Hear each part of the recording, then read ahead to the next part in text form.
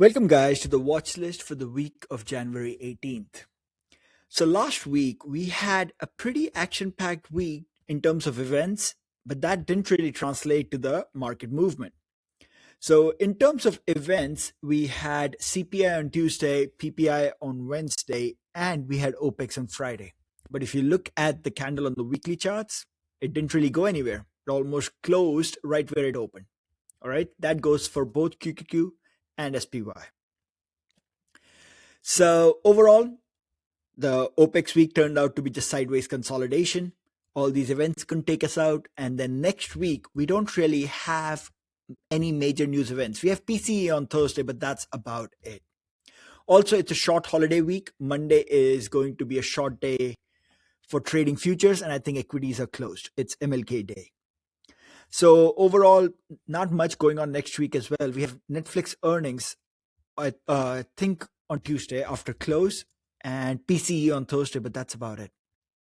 Yeah, Tuesday after close. Where are we in terms of structure? Well, first of all, OPEX is done. So now we have a window where the market can unpin, especially given how we have been sideways here for 7 weeks. At this point, I guess market is ready to move away from this fair price. We have been sideways for 7 weeks. The contraction has gotten tighter and tighter for both QQQ and SPY, and a move away is coming. Obviously, given that it's a short week, we don't have any major events except PCE and Netflix earnings. We don't know if they will be able to move the markets away this week itself. Ideally, they should. All right. I think we have had spent enough time. But if they don't get it done this week, then next week we have a lot of major earnings after that, and that we will definitely move somewhere. But the fact that if the bulls can't capitalize next week here, then if they try and capitalize during the major earnings of Apple, Google, and all of that, it's going to be a bit tricky. We also have FOMC the week after. So ideally, I would want price to start moving next week. What else is affecting the markets? Well, over the weekend, Trump decided to try and probe Europe about the Greenland issue, and he suggested tariffs until EU makes a deal with him about Greenland. Obviously, leads to some uncertainty in the markets over the weekend. If you look at the weekend markets on Hyperliquid, you will see there is some reaction to it. The full extent of the reaction we'll only find out when the markets open. So in terms of context, we have the Trump issue, we have PCE on Thursday, Netflix earnings on Tuesday, and a short week. That's the main thing for next week. Let's come to the structure. So QQQ, we start there. As I said, nothing burger of a week. We close right where we open. The monthly chart, we are trying to break out of this inside monthly candle. We already probed the top end of the December candle.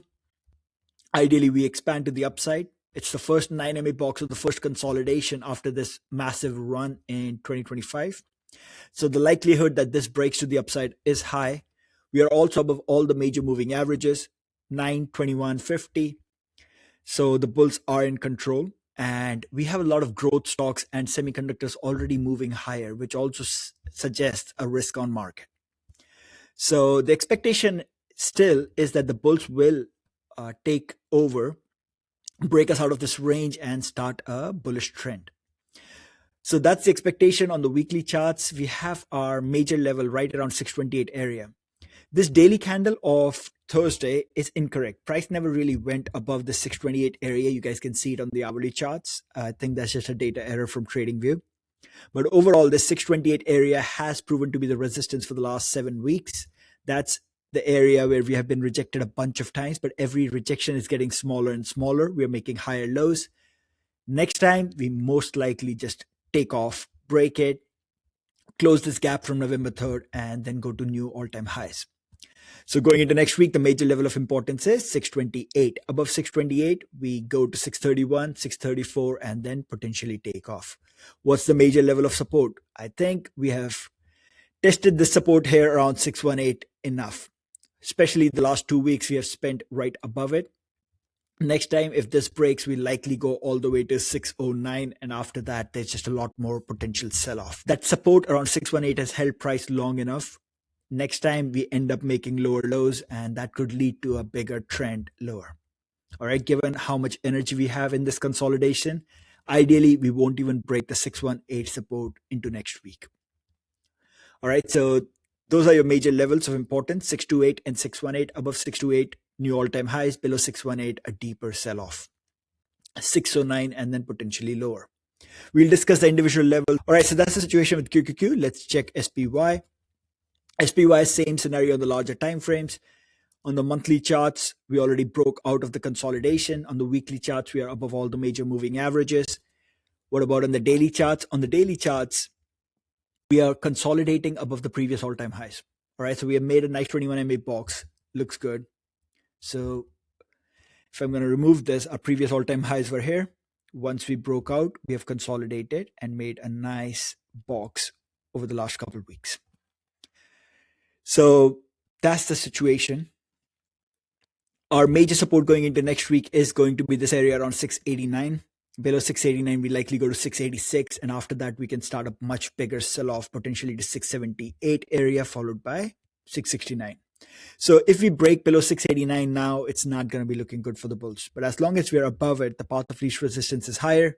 The higher targets, the main target is around 701. And after 701, it's potentially going to be around 707. So those will be the levels on the upside. The shorter levels, 698, 704, and so on, we'll discuss on a daily basis in the daily analysis. All right, let's discuss futures real quick. For futures, again, similar to QQQ and SPY, we have been just in a very tight consolidation.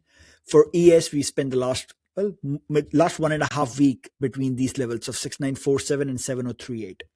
Above 7038, we can see a big expansion to 7100 and higher. For now, last week, I was untouched in this chop, got stopped out on Wednesday, re-entered on Wednesday again, half position here, another half position around here. And then out of caution, right before OPEX day, I exited right near break even. On Friday, I re-entered around here. Obviously, it's a lot more chop again in this area. But once we break below this zone, that's when the downside can start. So right now, my stop is right around here. If the Trump Greenland shenanigans start something deeper, I will get stopped out. If not, as long as we stay in this range, the path of least resistance is higher. All right. The breakout, the momentum starts above 7038. What about NQ? The similar to 618 level on QQQ. For NQ, that area is 540 to 587. Below that, we start to see a much deeper sell-off, most likely to 140 and then lower. On the upside, the main resistance area has been this 884 to 087. All right, this 087 is comparable to the 628 on QQQ. Once we get above 087, we can fly to new all-time highs. So those are your levels on NQ. What about gold? Gold obviously had a major bullish week, and it did. Most of the bullish action came on Monday, and then it went into consolidation. On Friday, I had mentioned about gold, how this hourly 50 MA had started to curve lower. In the Friday daily analysis, I had said below 4,600, we would go to 4,580 and 4,560.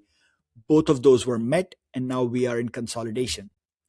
So the overall situation in gold here is, well, it's just consolidation, I would say. On the weekly charts, we are in bullish momentum. On the daily charts, we are getting a first consolidation after breaking out of this box. Above 4640, we likely get one more leg. All right, this is the last consolidation. So if we break above 4640, we likely get one more leg. For now, just assume range bound conditions with 4600 as your bull bear line. So that's the situation here. We are getting a very, very tight squeeze. So guys, context is done. We have done the indices. We have done futures. Let's move to the individual names. I had mentioned earlier